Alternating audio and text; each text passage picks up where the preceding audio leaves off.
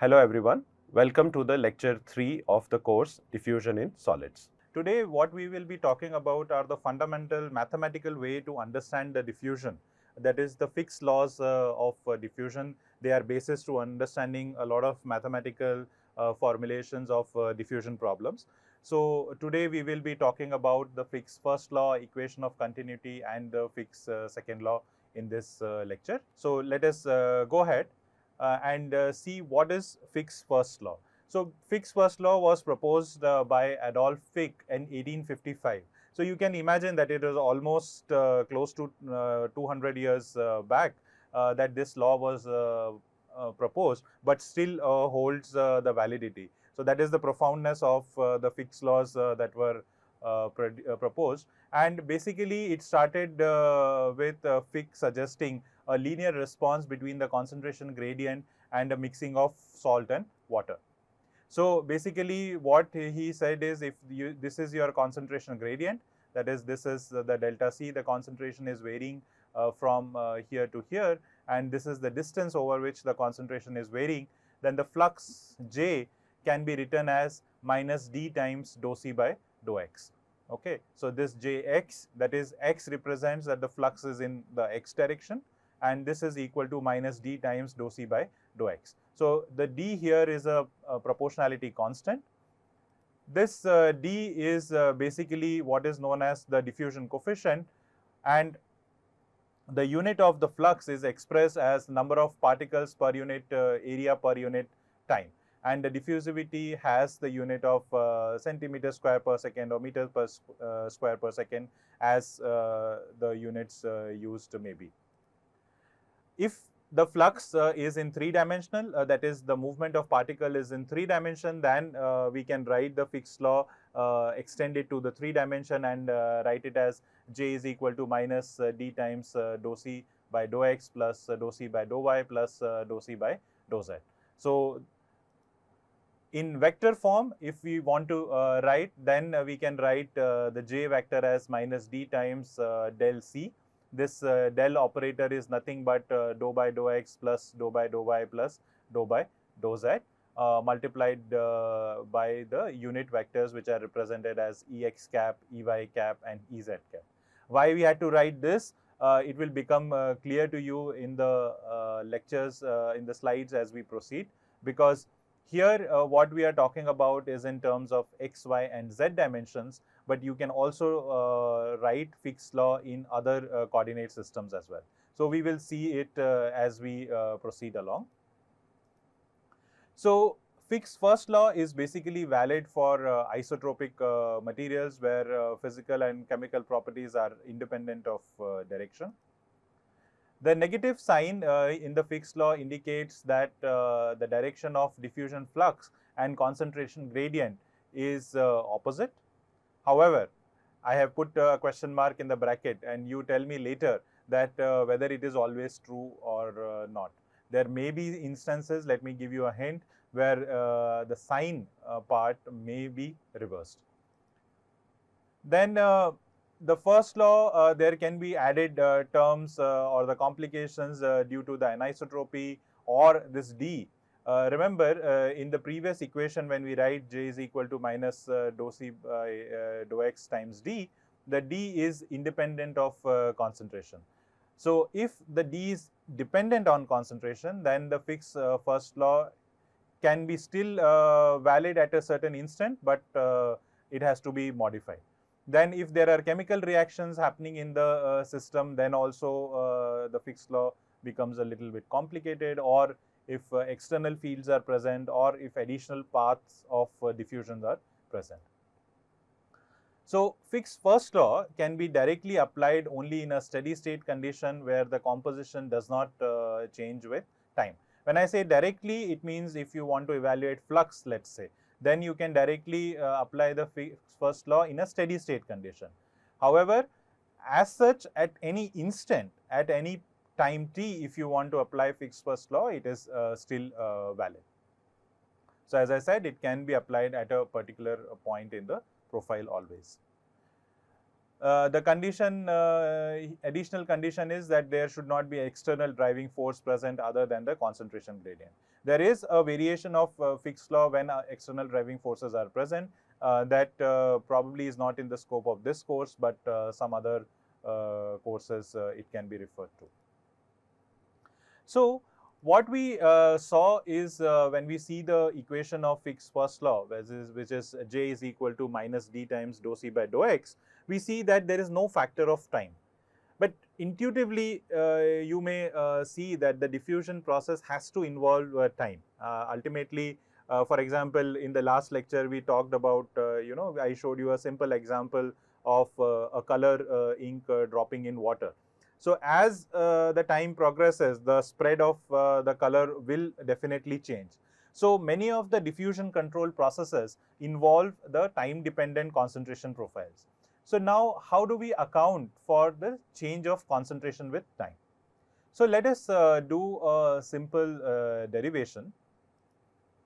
So, let me choose an arbitrary point P which is located at a coordinate x, y, z, and in a test volume of size del x, del y and del z. This is depicted like this here. So, you see here this is a small test volume, and where the dimensions are del x, del z, and so del x, del z and del y. So, here, and the corresponding flux in each of these directions is Jz. For example, here put in orange arrows, you have Jx and Jy. So, if we say now that the diffusion flux J and its components Jx, Jy and Jz vary across this test volume, that means if the flux at this cross section is Jx, then the flux at this cross section can be written as Jx plus delta x. Remember that del x, del y and del z are all small quantities. So, usually in the diffusion process here, the number of diffusing particles are conserved. So, this implies that diffusing species neither undergo reactions with internal sources or sink. So, there is no new phase forming or no new or the existing phase that is dissolving. So, if that is the case, whatever is going in minus whatever is going out is contained in this test volume, or if it is getting lost, it is contained in the test volume. So, basically the inflow minus outflow is equal to the accumulation or the loss rate. Now, let us see if we can make use of this condition to arrive at a more time dependent equation. So, inflow minus outflow we can write in terms of concentration per unit time. So, inflow in y direction. So, let me just go back once to the previous slide and show you that if I want to write inflow in the y direction, that is Jy plus delta y minus Jy, how much or what are the factors that are involved here. So, it is nothing but the flux through this plane PADG multiplied by the area of the plane PADG. For your reference, I will just go back once more to this slide. So, basically whatever is the flux through here minus the flux through this. So, we can write now these expressions as follows. So, the inflow in the y direction can be written as the flux through the plane PADG into area of plane PADG, that is equal to Jy of y into del x into del z. So, the total inflow is Jx of x into del y del z. Plus Jy into Jy at y into delta x delta z plus Jz z into delta x delta y. And similarly, the outflow will be the flux through the plane BCEF into area of the plane BCEF, which is equal to Jy y plus delta y delta x into delta z. Now, total outflow therefore becomes when I sum all the three directions. So, Jx x plus delta x, del y del z, Jy at y plus delta y del x del z plus jz z plus delta z del x del y. So, the accumulation or loss rate is equal to dou c by dou t, and therefore, we can write Jx minus Jx plus delta x del y del z. Basically, this is coming from inflow minus outflow. Okay, so this is the inflow minus outflow into del y del z plus jy minus jy plus delta y into del x del z plus jz minus jz plus delta z del x del y is equal to dou c by dou t. Now, if you actually carefully think, this I have done purposefully here, that you think that this expression is actually not complete. So, that is why I tell sometimes to the students to pay attention to the units or the quantities that are presented carefully. So, if you think about a minute, just pause it, it is only for your own exercise. You think there is one term that is actually missing in this equation. And what is that term? So, basically, if you see, when we are writing the accumulation or the loss rate, okay, so that is dou c by dou t. Okay. However, when you are writing the flux is the amount of matter that has flown across a cross-sectional area in a unit time. Okay. So, these units do not match, okay, because here this is the this is equal to nothing but the concentration per unit volume. So, now only to make it concentration per unit time, which is what is represented by this. So, I will tell again. So, this flux represents the amount of particles per unit area per unit time. Now, we multiply by area. So, this quantity here equals the amount of particles per unit time crossing that volume. However, here this is concentration per unit volume per unit time. So, this also we need to multiply by the volume of the element in order to get the number of particles per unit time. So, therefore, the correct addition to this particular expression is multiplication of the volume, which is delta x, delta y into delta z. So, now this is correct, and then we further go on and simplify this. How do we simplify? So, you know by the definition of the derivatives that Jx at x plus delta x minus Jx at x divided by delta x is equal to dou Jx by dou x. This is by the definition of derivatives. Of course, we have already assumed that delta x is very small. So, therefore, I can write this quantity here as minus dou Jx by dou x multiplied by delta x. So, delta x here. Similarly, you will get minus dou Jx by dou x plus dou Jy by dou y plus dou Jz by dou z into del x del y del z is equal to dou c by dou t del x del y del z. So, this del x del y del z and this del x del y del z will cancel out, and what you have is dou c by dou t is equal to minus of dou Jx by dou x plus dou Jy by dou y plus dou Jz by dou z. Or in a concise form, you can, or in vector notations, you can write it as dou c by dou t is equal to minus del dot j. So, this is what is referred to as equation of continuity.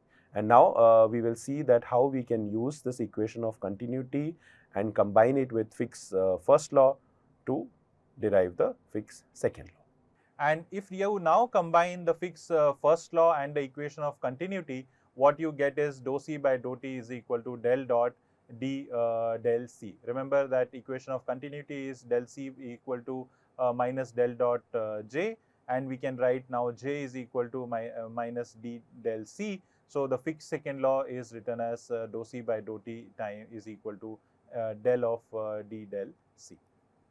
So this is non-linear for the most general case. If D is independent of concentration, we can write dou C by dou T is equal to D times dou square C by dou X square plus dou square C by dou Y square plus dou square C by dou Z square.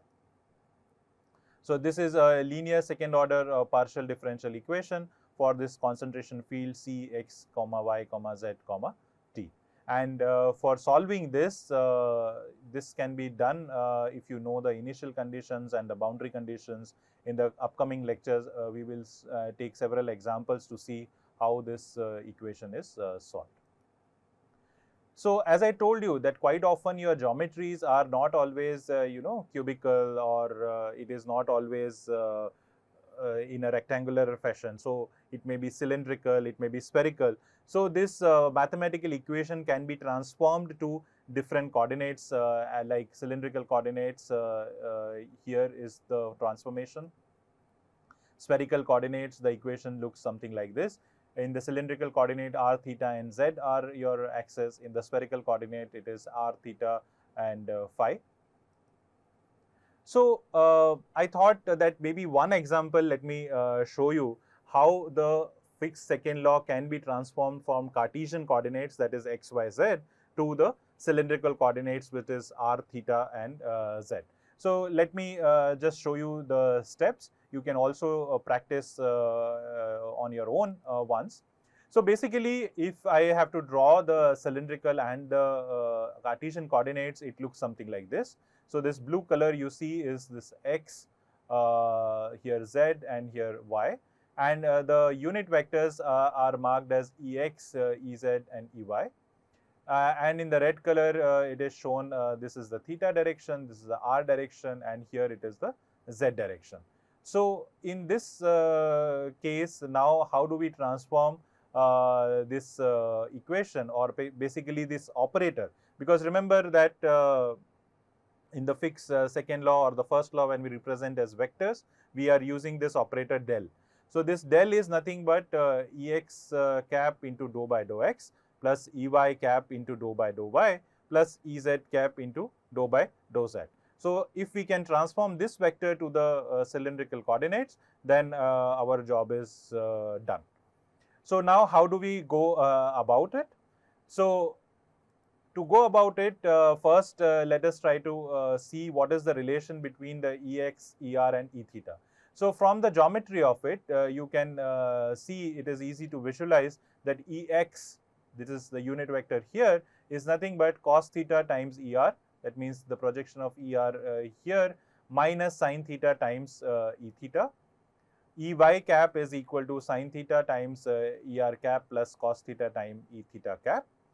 And Ez remains the same. So z vector remains the same whether you are in Cartesian coordinates or in the cylindrical coordinates. So z coordinate remains same. You can see here the point P has x, y, z and r, theta and z here. So now if you make use of the chain rule of derivatives, basically what it says is that dou by dou x can be written as dou r by dou x into dou by dou r plus dou theta by dou x into dou by dou theta. So this you can see that this is nothing but the chain rule of derivative. Similarly, you can write dou by dou y as dou r by dou y, dou by dou r plus dou theta by dou y into dou by dou theta. So as I said, that z coordinate is same for both Cartesian and the cylindrical systems. So now if you see, since x equal to r cos theta and y equal to r sin theta, so r square is equal to x square plus y square. And now if you differentiate this equation one by one, first with respect to x, then with respect to y, what you will see is that dou r by dou x is equal to x by r. Now x is equal to r cos theta, so basically dou r by dou x becomes cos theta. Similarly, the dou r by dou y is nothing but sin theta. But remember, in the previous equation, if you just see once more, you not only need dou r by dou x, but you also need dou theta by dou x. So how do we evaluate that? So for that, you can see, because x is equal to r cos theta and y is equal to r sin theta, that means y by x is nothing but tan theta. So that means I can write x is equal to y cot theta. That will give me dou x by dou theta is equal to minus y cosec square theta, or in other words, if I replace y by r sin theta, then I can write dou theta by dou x as minus sin theta by r. Okay.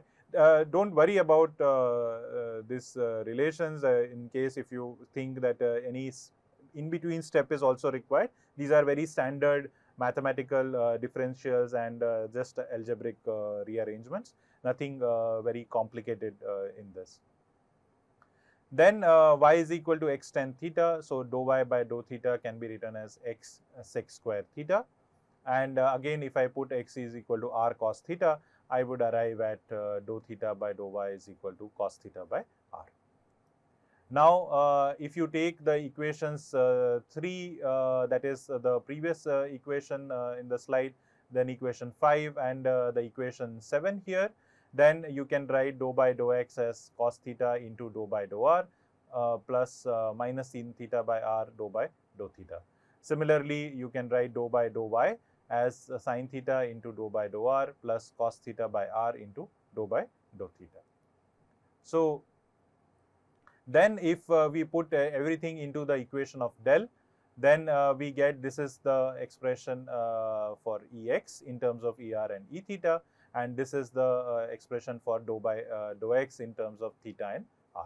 Similarly, this is the expression for Ey cap, and this is the expression for dou by dou y, and as I said, z remains the same.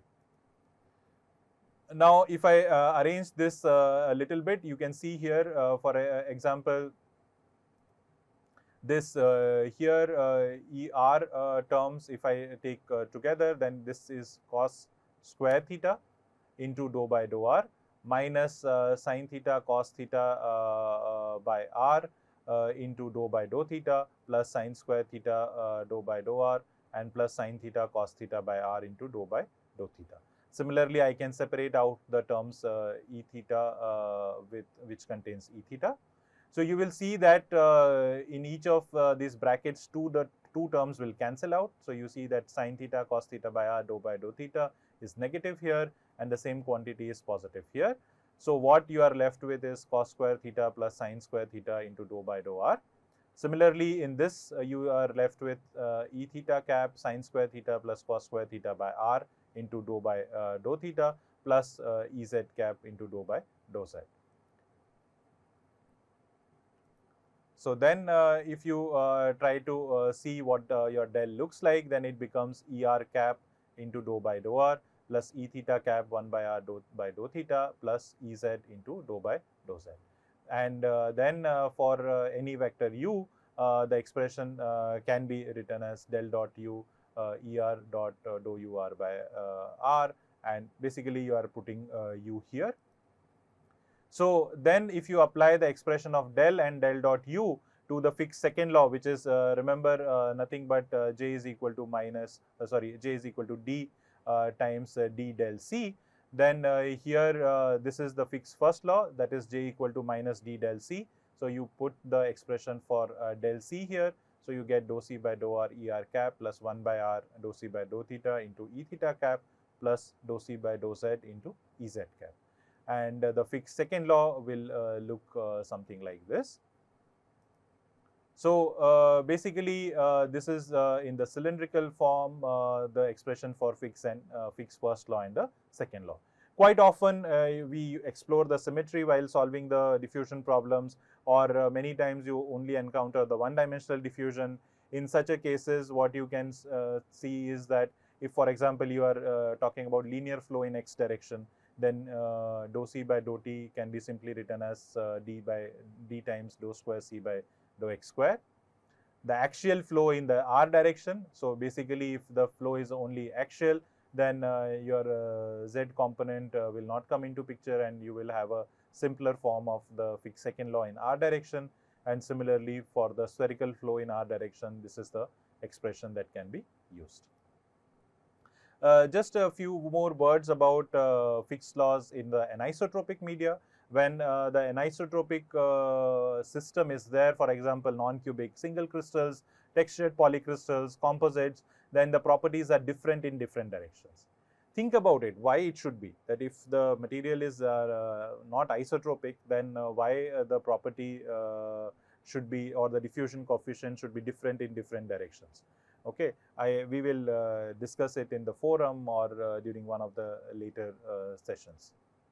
So diffusivity is actually a second order symmetric tensor, which is represented as something like this, where D1, D2 and D3 are called the principal diffusion coefficients or the principal diffusivities. Remember that when you talk about the principal coefficients, the diagonal or the non-diagonal terms goes to 0. So for any crystal, diffusivity you can express in any direction in terms of principal diffusivity. So basically, if your x1, x2, x3 are principal directions, they may or may not be the same as your Cartesian system. It depends again on the material or the geometry that is considered. So the J1 is equal to minus D1 times dou C by dou x1. Similarly, dou C by dou x2 times D2 and D3 dou C by dou x3.